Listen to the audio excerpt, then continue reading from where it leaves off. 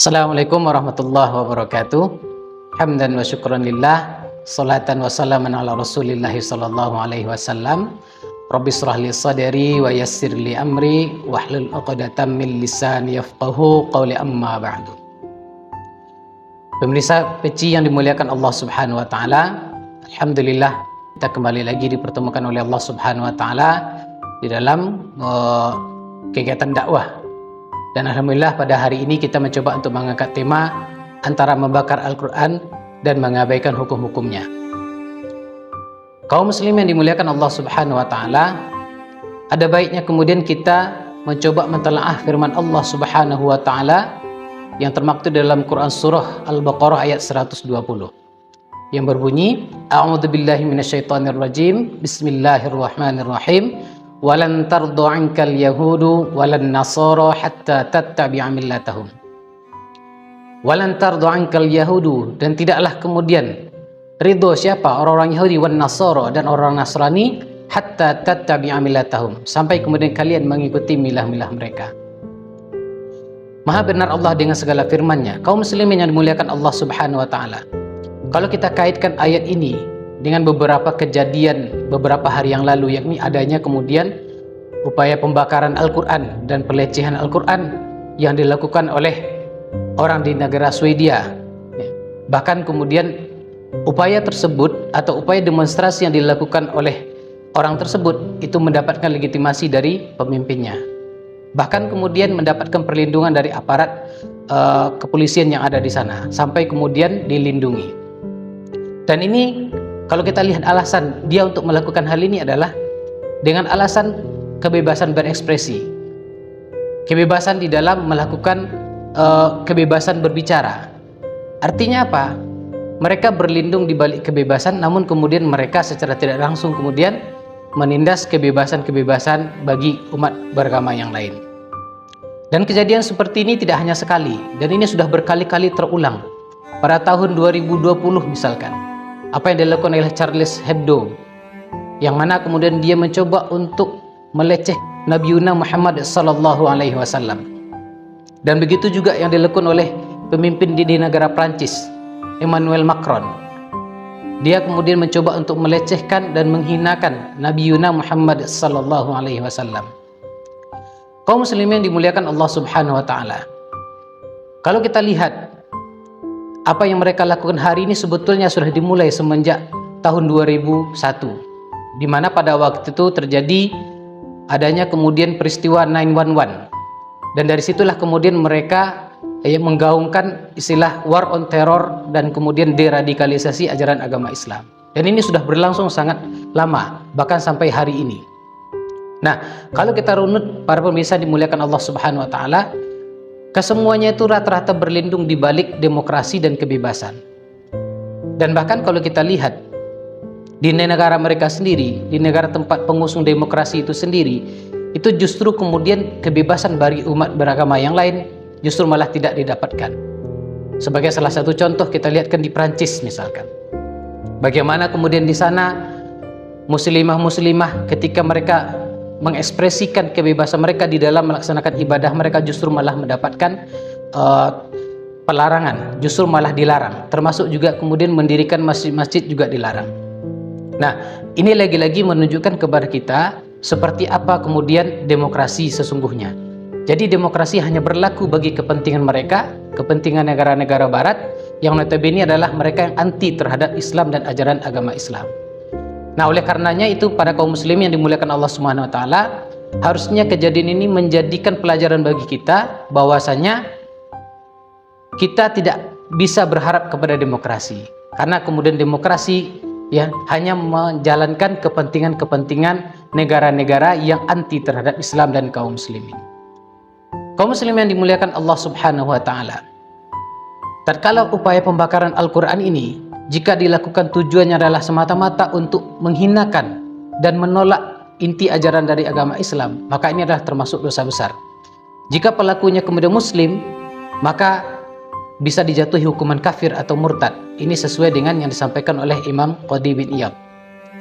Jika pelakunya orang kafir atau ahlu dhimmah, maka perjanjian dan perlindungan dibatalkan. Hukumnya mati menurut Imam Asy-Syafi'i. Jika dilakukan negara lain yang terkait perjanjian, maka harus diputus hubungan diplomatiknya, disertai ancaman atas seluruh kepentingannya.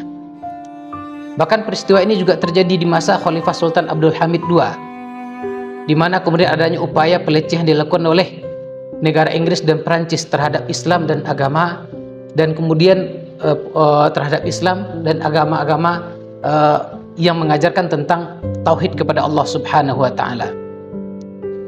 Nah, oleh karenanya kemudian kaum muslimin yang dimuliakan Allah Subhanahu wa taala, disinilah penting bagi kita kaum muslimin untuk menyadari bahwasanya apa yang sedang terjadi ini bukanlah semata-mata bagian dari perbuatan kaum muslimin saja, tetapi ini adalah merupakan agenda besar dari negara-negara barat yang anti terhadap Islam untuk menghancurkan Islam. Nah, oleh karenanya ini harusnya membuka mata kita, dan bahkan kemudian haruslah kemudian kita di sini sama-sama kemudian berupaya bagaimana kemudian kita kaum muslimin itu memiliki sebuah perlindungan, yakni adanya pemimpin bagi kita kaum muslimin. Nah, inilah kemudian dijelaskan di dalam hadis yang diriwayatkan oleh Imam Bukhari dan Imam Muslim, bahwasanya pemimpin itu adalah merupakan perisai kaum muslimin. Innamal imamu junnah yuqatalu mi waraihi wa yuttaqu bihi. Innamal junnah, bahwasanya pemimpin itu adalah perisai. Yuqatalu mi waraihi, maka kemudian orang-orang akan berperang di belakangnya, wa yuttaqu bihi, dan kemudian orang akan berlindung kepadanya. Hadis diriwayatkan oleh Imam Bukhari dan Imam Muslim. Kaum muslimin yang dimuliakan Allah Subhanahu wa taala. Namun ironisnya, kita melihat yang terjadi di tengah-tengah kaum muslimin hari ini. Justru malah kemudian mereka memiliki respon ketika terjadi pembakaran terhadap Al-Quran, ketika terjadi penghinaan terhadap ajaran-ajaran Al-Quran, bahkan ketika terjadi penghinaan terhadap Nabi Muhammad SAW, kemudian mereka menampakkan kemarahannya, mereka menampakkan penolakannya. Namun disayangkan para kaum muslimin dimuliakan Allah Subhanahu wa taala, tatkala hari ini hukum-hukum Islam tidak diterapkan kepada kaum muslimin hari, justru malah kemudian kebanyakan di antara mereka diam. Padahal penghinaan terhadap Al-Quran, penghinaan terhadap baginda Rasulullah Muhammad SAW, penghinaan terhadap ajaran-ajaran Islam, itu juga merupakan dosa besar. Bahkan kemudian ketika hukum-hukum Islam tidak diterapkan, ini juga merupakan termasuk bagian daripada dosa besar. Karena apa yang terkandung di dalam ajaran-ajaran Islam, ya, yang terkandung di dalam hukum-hukum Islam itu bersumber dari Allah Subhanahu wa taala, dan ini juga merupakan tantangan keimanan bagi kita pada hari ini.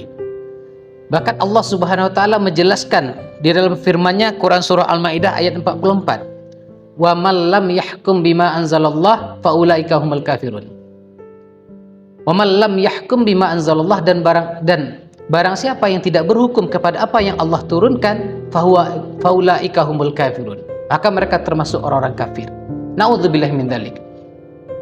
Ini pernyataan tegas dari Allah Subhanahu wa taala terhadap kita kaum muslimin tatkala kemudian berdiam diri dan membiarkan hukum-hukum Allah tidak diterapkan di tengah-tengah kaum muslimin. Namun kita hanya sibuk kemudian protes kepada orang-orang yang berupaya untuk menghinakan Islam saja, tetapi kita tidak berusaha untuk bagaimana agar hukum-hukum Allah itu diterapkan. Seharusnya bagi kita sebagai seorang muslim, antara keduanya harus kita perjuangkan, antara keduanya harus kemudian kita dakwahkan dan harus kita wujudkan di tengah-tengah umat. Menghalalkan apa yang telah Allah haramkan, mengatakan itu bukanlah bagian daripada bunga bank misalkan, mereka mengatakan bukanlah bagian daripada riba. Terus kemudian perzinaan atas dasar suka sama suka, atas dasar kebebasan, maka kemudian mereka menghalalkan. Alasan mereka menghalalkan apa yang telah Allah haramkan itu lebih banyak berdasarkan kepada kemaslahatan. Justru kalau kita lihat tatkala kemudian bunga bank yang notabene adalah riba kemudian dihalalkan, apa yang terjadi di negeri kita saat hari ini? Justru malah kita terpuruk dengan hutang yang sangat besar. Kemudian di tengah-tengah masyarakat menjadi kebiasaan bagi mereka untuk memakan riba di dalam setiap aktivitas yang mereka lakukan. Kemudian juga kita lihat yang berdasarkan kemaslahatan atas perzinaan yang atas dasar suka sama suka, yang mereka menilai dari segi aspek kemaslahatan karena tidak ada paksaan di dalamnya dan mereka melakukan atas dasar keriduan. Justru malah kita lihat di tengah-tengah kita hari ini justru malah perzinaan merajalela, justru kasus aborsi meningkat. Bahkan kemudian remaja-remaja banyak yang hamil di luar nikah pada usia yang sangat muda. Nah, ini berlindung di balik kemaslahatan. Na'udzubillahi min dzalik. Oleh karena itu, kaum muslimin yang dimuliakan Allah Subhanahu wa taala, tatkala kemudian ketika kita marah dengan apa yang dilakukan oleh segelintir orang-orang yang anti terhadap Islam dan ajaran Islam, maka kemudian apa yang membuat kita kemudian untuk tidak marah tatkala hukum-hukum Islam tidak diterapkan di dalam kehidupan kita sehari-hari? Bahkan kemudian kita bangga Al-Quran itu dijadikan sebagai bahan bacaan, kemudian dilantunkan, kemudian dijadikan sebagai ajang kompetisi. Bahkan kemudian banyak bermunculan lembaga-lembaga penghafal Al-Quran. Namun kenapa kita tidak berupaya bagaimana agar Al-Quran tersebut dan isi-isi yang ada di dalamnya itu bisa kita terapkan di dalam kehidupan kita sehari-hari? Kaum muslimin yang dimuliakan Allah Subhanahu wa taala, Allah Subhanahu wa taala telah menyampaikan kepada kita di dalam Quran surah An-Nur ayat 51, di mana ini adalah merupakan sebuah ciri-ciri dari kita sebagai seorang yang beriman. Tatkala Allah Subhanahu wa taala memanggil kepada Allah dan Rasulnya, maka kemudian untuk menghukum atau mengadili di antara mereka, maka kemudian mereka mengucapkan sami'na wa ata'na. Artinya kemudian kaum muslimin dimuliakan Allah Subhanahu wa taala, sungguh jawaban kaum mukmin itu jika mereka dipanggil kepada Allah dan Rasulnya agar kemudian mereka menghukum atau menghadili di antara mereka, maka kemudian mereka mengucapkan sami'na wa ata'na. Kami kemudian mendengar dan kami mentaati. Mereka itulah orang-orang yang beruntung. Wa ulaika humul muflihun. Oleh karena itu, kaum muslimin yang dimuliakan Allah Subhanahu wa taala, marilah pada kesempatan yang mulia ini, ketika kemudian melihat agama Islam dihinakan, Al-Quran dibakar, bahkan dilecehkan, yang mana itu adalah merupakan kitab suci kita, disitulah kemudian panduan untuk kita menjalani kehidupan di dunia ini berada. Kemudian dilecehkan oleh orang-orang yang tidak bertanggung jawab, orang-orang yang anti dan benci kepada Islam dan ajarannya. Dan kemudian kita juga melihat hari ini di mana-mana di negeri kaum muslimin, hukum-hukum Allah itu belum lagi diterapkan di tataran dalam kehidupan sehari-hari. Maka oleh karenanya pada kesempatan yang mulia ini kami mengajak, marilah kita kemudian punya semangat bagaimana agar hukum-hukum Islam, selain daripada kita marah kepada pelaku penghina kaum muslimin dan ajarannya, kita juga kemudian marah harusnya tatkala hukum-hukum Allah tidak diterapkan di negeri-negeri mayoritas muslim, bahkan kemudian di negeri-negeri yang ada kaum musliminnya. Karena itulah kemudian yang akan mendatangkan keberkahan bagi kita nanti dari langit dan bumi, karena itu juga sudah merupakan janji Allah Subhanahu wa taala.